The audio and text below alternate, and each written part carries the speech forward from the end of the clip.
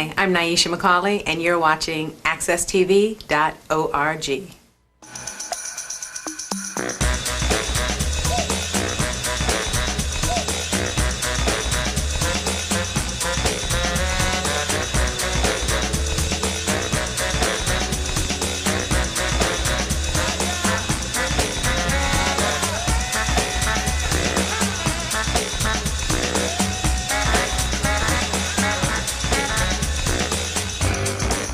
Good morning again. This is Jonathan Small, host of All About You. I am doing my third show, and we do this show here at AccessTV.org, Channel 2, every week, and you can watch this program throughout the week. This morning I have Vice President and Economist for the Connecticut Business Industry Association, Peter Gioia. Peter, as we're ending this segment with this show, pretty much could you kind of get into this past Friday CBIA Bloom-Shapiro survey that you had? Sure.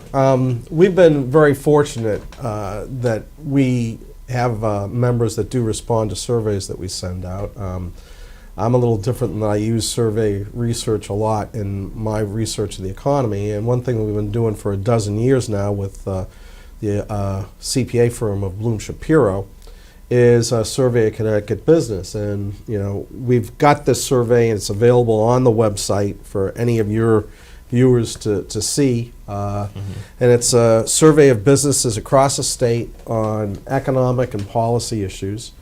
And it's something that we traditionally release at our Connecticut Economy Conference that we do the first Friday after Labor Day. It's important because it sort of takes a pulse of businesses, as we get out of the summer and people are going into, perhaps more active months into the fall and winter as to where things are going. And we got sort of mixed news on this. Some news was very good, some not so good that we got from the survey. Well, pretty much this is the only survey that the CBIA and Bloom-Shapiro does for the year. Usually, this is the one that we do together with them, and we get a lot of input from them and the questions that we answer, and those have changed somewhat during the course of the year, years. But what we certainly got out of this one is that companies are looking to make investments and have made investments over the past year, particularly in technology, particularly in employee training. We also got a lot out of it in terms of companies are looking to innovate and do new products and services, and more than half of the companies, both in the past year have, and in the next year expect to introduce a new product and service. And I think that this is really important for Connecticut because one of the complaints that we frequently get is that Connecticut is a very high-cost place to do business, and you need to be able to introduce new products and services that'll command a premium price to be competitive in a high-cost environment. And so that's good news to get out of the survey. Well, also I know you write articles, and I actually read some of your articles over the weekend, or at least one of your articles in the Hartford Courant. And I believe you put at the top of the issue that Connecticut needs to work on is the fiscal policies. Right. And certainly we get that from this and other surveys that we've done, that Connecticut needs to get its fiscal house in order, because one of the critical things that we think is out there is you need to have business people that are willing to make investments in the state. Now, we know from this survey that we've done with Bloom-Shapiro that businesses are making investments, but we think they could be making more. And second, we think they could be making more in Connecticut. Okay. And that's a critical thing, because we know from this survey, businesses are approached from other states to relocate their business or start up parts of their business in other states. We know that a lot of the economic activity of Connecticut businesses is out of the state. And so, we want to make sure that for the greatest extent possible that they're going to be making investments in the state, because of course they make investments in the state, jobs follow. And we know that it's so important to have more jobs and more high quality jobs within the state. So that's something that's real important. And when we've asked companies on the fiscal issue, what's the one thing that would give them the most confidence to make those investments, would be that if they had a feeling that the state of Connecticut really had its act together on its fiscal policy. And the consensus amongst business people is that they really don't. Okay. Now, when you say fiscal policies, obviously that means if any dramatic changes are going to be made, you have to deal with the governor and the legislator here in Connecticut. Right. I mean, we spend a lot in Connecticut. We need to make sure that spending's done as efficiently and effectively as possible. We're encouraged by things when we see the governor ask the state agencies to introduce more lean business services, and those sorts of reforms of their business practices. We think that is positive, but we're discouraged when we see, major tax hikes or refusal to make some changes that would not negatively affect any clients, but would save money. We talked earlier about long-term care and Medicaid, and that other states are more effective in introducing more home care services to people rather than more pushing them into nursing homes. First, the clients want that. The elderly people that need services would prefer home care. Second, it costs a lot less money. Same thing in corrections, that there have been reforms made there, but there could be more reforms made there. And if there are more reforms made there that get people education and training and get them on a path to being self-sufficient and have an alternative to going back to the streets when they get out of prison, that perhaps they'll stay out of prison and reduce recidivism. That again could save a lot of money. And so we think that there are intelligent things that the government could do that does not negatively affect anyone who needs government services, yet can save money. And another area that is definitely out there is you have state employee pension and retiree health care benefits that are more than gold-plated, platinum-plated, compared not only to the private sector, but even to other states. I mean, we've got one of the richest pension and retirement benefits of anywhere in the country, even in the Northeast, even compared to Massachusetts and New York. We're very high with these things. And most ordinary people don't get these anywhere. And so we think that there are needs for reforms in this area. Another area that is growing astronomically, I mean, over the last 20 years, the retiree health care grew by 980%. And that's totally unsustainable. And you've got to be able to deal with that if you're going to have a situation where you're going to have a budget that's going to have money for education, that's going to have money for roads and railway and public transit, that's going to have money to take care of people who, through no fault of their own, have a need for government social services. And if you're going to have that sort of money, without making the taxes so outrageous in the state, you need some changes. Well, Peter, with the survey that was done this past Friday by CBIA and Bloom Shapiro, was you able to actually determine the outlook of Connecticut on a short-term basis and a long-term basis? We got factors that can help us determine that. One of the things that we've seen so far this year, so with the exception of 1 month, every month we've had net new jobs added to the state, which is a lot more positive than the last 4 years prior to that. We're seeing from this survey that 43% of the companies say that they intend or have hired in 2013, and 47% of respondents say they will in 2014. That, to me, what that tells me is that this trend of adding net new jobs month after month is sustainable. Okay. So we're likely to see most of the months for the next 15 months add jobs. And so, we may well get over 20,000 jobs added in a single year. And that's sort of guidance to me with that. So there are factors like that come into play. The other thing that comes into play is that 56% of the respondents are saying that they're having trouble finding qualified workers.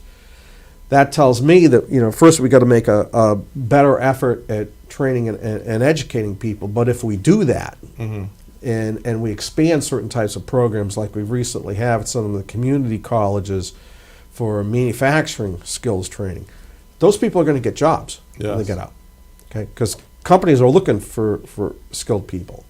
But it also tells me that, a lot more needs to be done there to match, what's coming out of school with what companies need. And that's an area for everyone to work on. Well, it also has to be looked into consideration that Connecticut is losing a lot of its young people that's graduating out of college, that they're having a very difficult time finding the type of job opportunities that exist in this state. Right. Is that a top priority? Yeah, also? well, I think it is a top priority, and that deals with two things. First, it's really three things. First, it's dealing with information.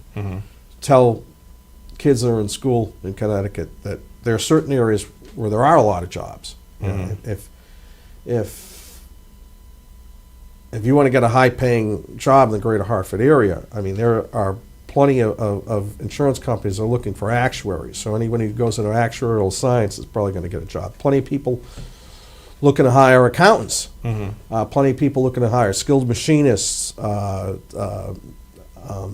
skilled nurses, engineers. So so first is sort of information to guide them into the right majors. Second, I think it's internship opportunities, because there's a high correlation between someone getting an internship in a company in an area and them staying in that area. So even if we got kids who may be growing up in Connecticut and going to University of North Carolina, Chapel Hill, if during the summer they got an internship with UTC or the Aetna, the chances of them working in Connecticut are high. Yes. Okay. Then I think the next thing is, we've got to give them hope. And if they hear their parents constantly saying, "Oh, this is wrong with the state. That's wrong with the state," because there are challenges in the state. That doesn't give them a warm and fuzzy to stay here. And there are high costs here, but the salaries are also higher. Yes. So if you get that job, that professional job, even though it may be cheaper to live in South Carolina or Florida or someplace like that, you still may have the differential that it's worth staying in Connecticut on an economic basis because you're making more money. Well, obviously, like you say, with the high cost of living in Connecticut, with the housing, I would have to say that's one of the top areas that's causing, tremendous high cost of living. But housing costs are coming down. We've seen this. I mean, housing took a horrendous hit during the recession, and mortgage rates are low. Housing affordability right now is probably about as good as it has been within my professional lifetime. Well, Pete, I just heard recently they did a segment on CBS News that the Volkswagen plant opened up in Chattanooga, Tennessee a few years ago, and I believe that's a right-to-work state. And I think the average wage was $17 an hour, but they have about close to 2,500 employees. That same company, if it was here in Connecticut, probably would be paying double that salary. But do we still have these type of manufacturers like Pratt & Whitney that's still employing a lot of people? Well, we still do. I mean, we still have 4,900 manufacturing companies and about 160,000 manufacturing workers in the state. We have potential not only to stabilize that, but probably even grow it a little bit. First, I think there will be a trend of manufacturers to relocate more activity or grow more activity within the U.S. rather than overseas. I think a lot of that's being driven by robotics and the ability to be extremely productive that way, and I think a lot of that's being built by access to lower cost sources of energy such as natural gas. So I think those things will have a positive factor on manufacturing going forward. But obviously, one of the things that's critical is you need the people skilled in what manufacturers need, and right now they're telling us they're having trouble finding those people. And second, I think you've got to have a situation where a manufacturer decides to locate in a state like this. And I mean, why would you do it? Because you need people who are highly skilled and innovative. You need people who know research and development. You need high quality engineers. Those are the sorts of things that are an advantage, and certain types of manufacturing that involves more assembly type work is not going to be here because of that. So you may have some very high tech type assembly work done here, but you're probably more likely to have concentration on people that are doing very sophisticated things like lasers, like specialized parts, additive manufacturing, nanotechnology, and probably less likely to have sort of the more assembly work that's done on a plant like that Volkswagen plant. You may have a lot of the highly specialized parts for that being made in Connecticut and sent down there, but the actual assembly work is probably a little bit too expensive to be done here, and for most industries. Well, Peter, we're pretty much running out of time, but could you kind of just give, in your opinion, the outlook or where you think Connecticut is at in going like an A, B, C, D, F? Well, if you're talking about the economy, we're probably running at a C, and we got a potential to get into B into 2014, maybe a few years beyond that before we can hit an A. I think in terms of where we're going public policy-wise, we need some work to get to C. Okay. We definitely, we have some things that are very, very positive. Like I think the way we're looking at energy policy right now is very positive. The education reforms are very positive. But we still have a lot of problems in terms of fiscal policy that are a drag, and regulatory policy. Okay, Peter, that's going to have to be your last words. I appreciate, again, you coming here this morning, being a guest on my show, and hope to see you sometime in the very near future. Again, this is Jonathan Small. I had enjoyed hosting All About You. Again, this program can be seen every single week on accesstv.org, Channel 2. And as I say every single week to people out there, have a very blessed day and keep the faith. Thank you.